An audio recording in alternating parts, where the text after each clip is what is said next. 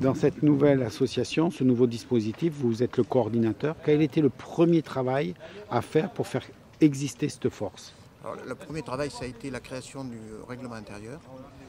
Et grâce à dans cette mission-là, on a été aidé par le coordinateur départemental, Thierry Larivière.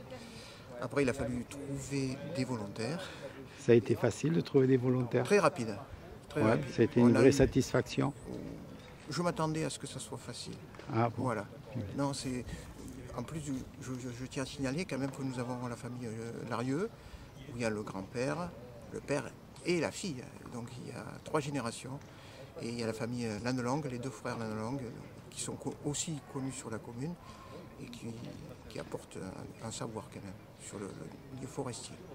Aujourd'hui, la force est pleine ou vous allez Non, accueillir d'autres? la porte est ouverte. Pour le moment, on a une base sérieuse.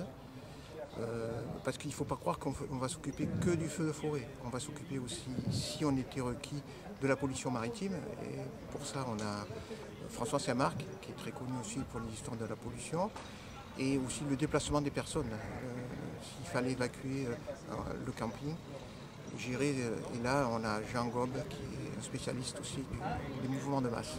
Alors, comme ce sont des bénévoles, comment ça se passe aujourd'hui? Vous avez des exercices, vous vous réunissez régulièrement, comment vous faites? Alors, il est prévu par Bernard Piette, qui est le conseiller municipal et qui est un ancien pompier, de faire des formations, notamment sur l'utilisation du camion. Et après, on fera des petites révisions. On n'est pas des pompiers, il ne faut pas oublier ça. On n'est pas des pompiers, on est une force de soutien et d'apport. Voilà.